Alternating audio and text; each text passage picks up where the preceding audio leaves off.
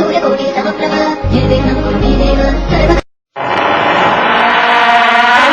रात होती है तो हम एक दिया जला लेते हैं और उसकी रोशनी में खुद को महफूज समझते हैं, मगर उस रोशनी के परे जो अंधेरा है वो अपने अंदर बहुत सारी कहानियां समेटे हुए है और इन्हीं कहानियों को आप तक लेकर आता है रात के अंधेरे में।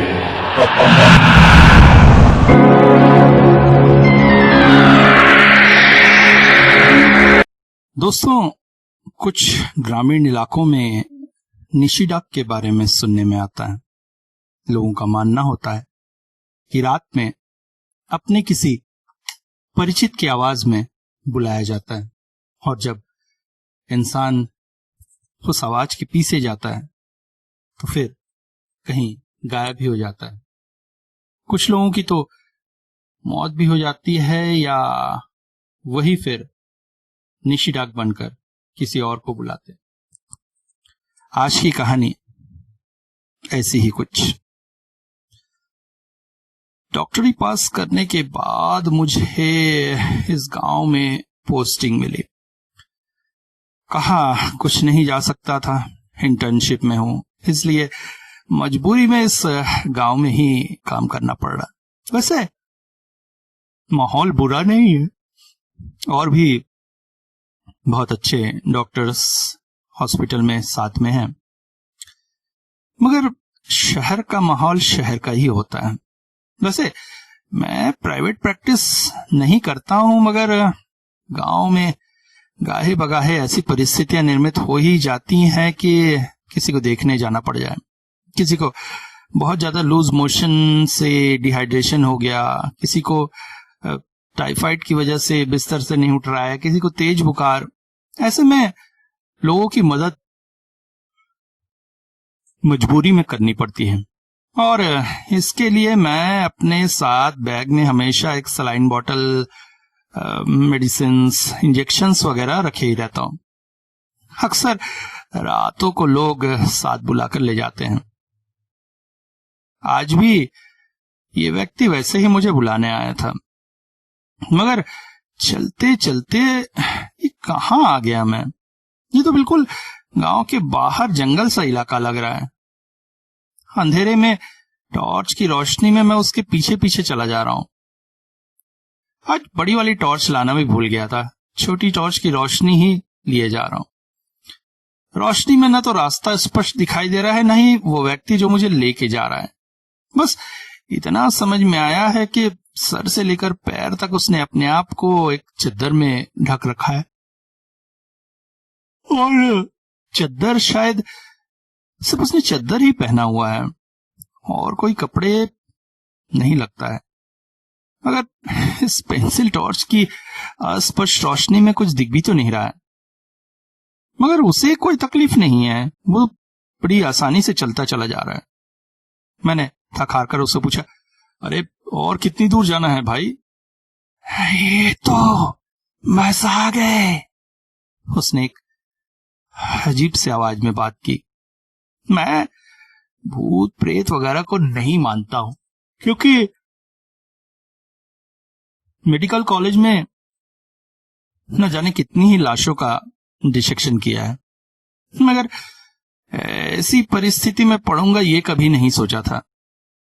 कहते कहते वो फिर चलने लगा। मैंने उसे कहा, भाई इतनी दूर ले आए हो तुम, बस ये तो कहे जा रहे हो, है कहां वो जगह? साहब ये आ गए, कहकर वो एक तरफ मुड़ गया। मैं भी उसके पीछे पीछे चल पड़ा। वहां पहुंचकर मैं ठिठक गया। एक बड़ी आलीशान सी हवेली सी थी, मगर बहुत पुरानी। दीवारों पर कई बरसों से जैसे रंगाई पुताई न की गई हो। खिड़कियां भी कुछ कुछ टूट फूट सी गई थी और हर तरफ जंगल झाड़ी ने घर को घेर लिया था। उसने कहा, ये आ गए साहब, कहते हुए वो दरवाजे के पास रुका। बोला, आप रुकिए, मैं अंदर से खोलता हूं, कहकर वो घर के पीछे की तरफ चला गया। मैं वहीं खड़ा होकर उस घर का मुआयना करने लगा। तभी एक बहुत ही अजीब सी गंध ने मेरे नाक को स्पर्श किया। ये गंध से मैं परिचित हूं, मगर कहां से आ रही है यह गंध और कहां सूंघी थी पहले। तभी अचानक दरवाजा खुल गया। मैं अंदर आया, मगर अंदर घुप अंधेरा था। वैसे गांव के लोग तेल बचाने के लिए अक्सर घरों में अंधेरा ही रखते हैं।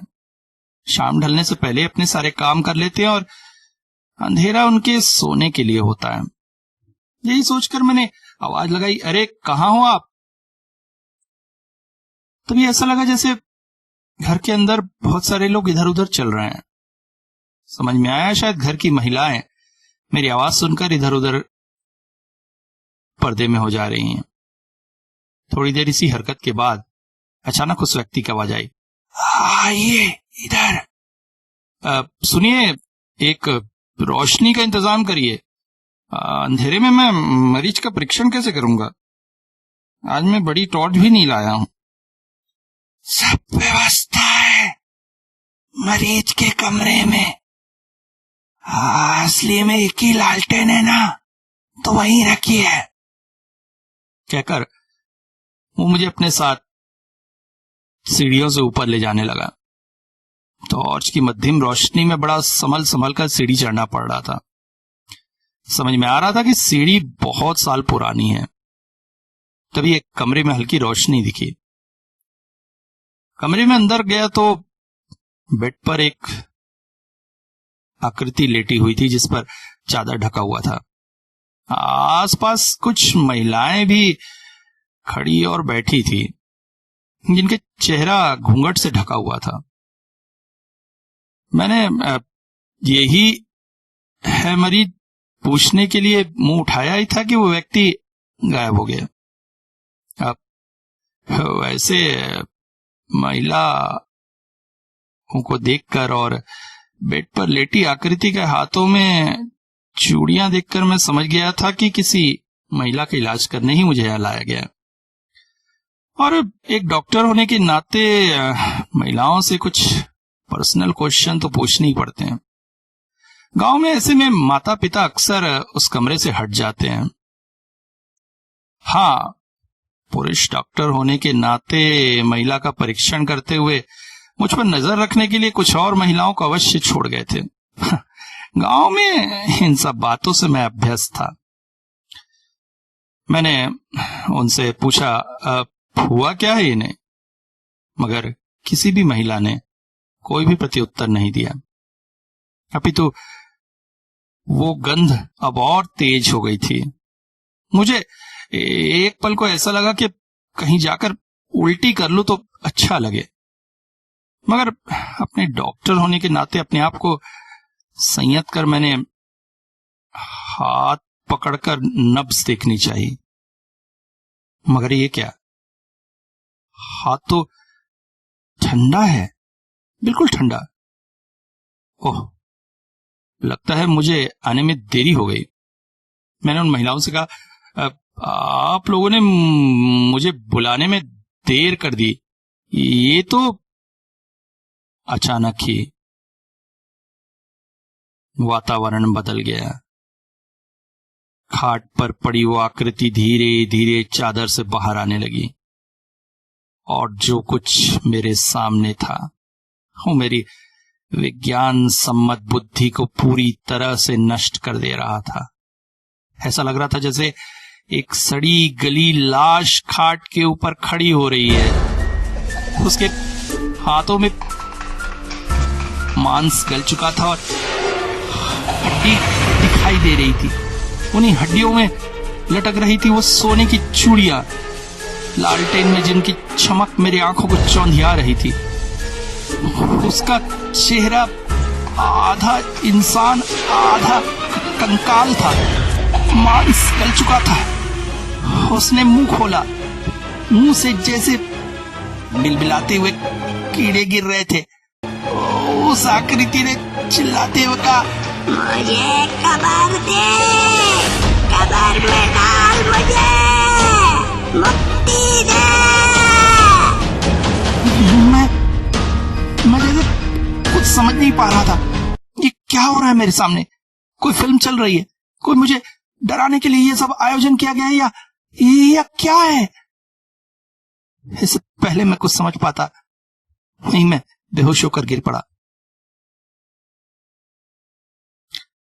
आंखें खुली तो खुद को हॉस्पिटल के बेड पे पाया।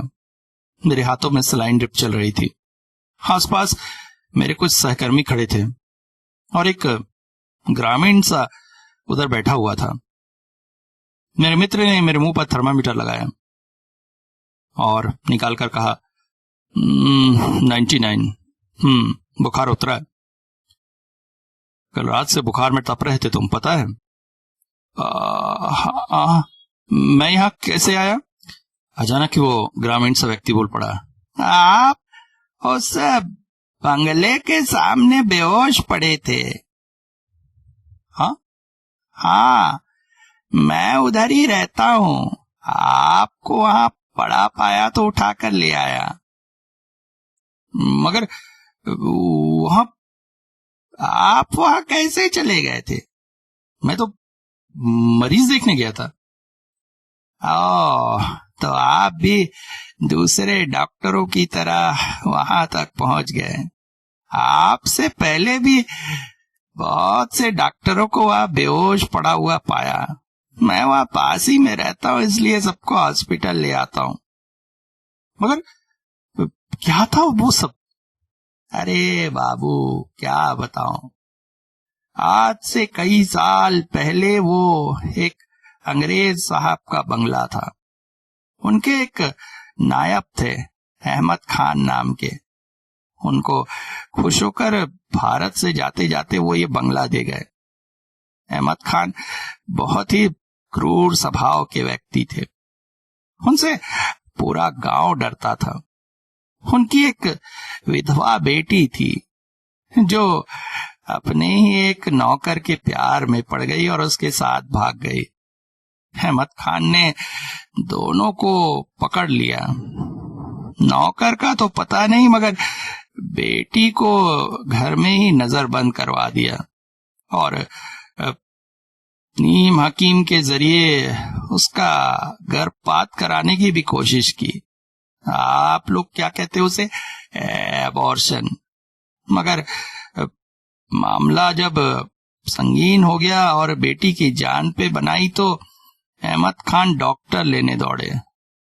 आखिर पिता का दिल है, कितना भी क्रूर क्यों न हो, बच्चों की जब जान पे बनाती है तो। मगर डॉक्टर के आते आते बेटी की रुखसती हो गई। बदनामी के डर से कई महीनों तक लाश को घर के कमरे में बंद करके रखा। मगर शायद उस लड़की का अभिशाप ही था कि धीरे धीरे अहमद खान की मानसिक स्थिति खराब होने लगी। वो पागलों की तरह बंगले के चारों ओर घूमने लगे।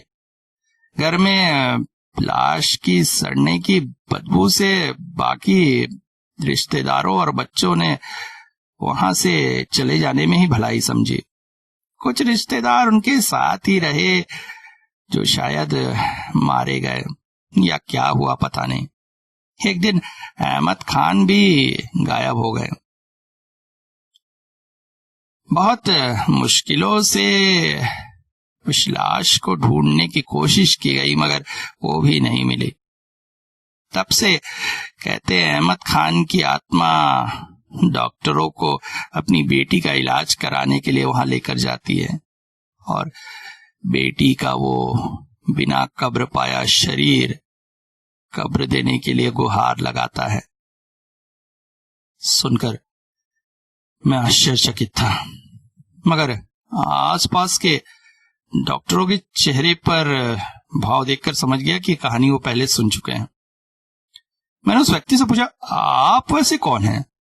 मैं गांव वाला हूं साहब। अच्छा, आता हूं, कहकर वो चला गया।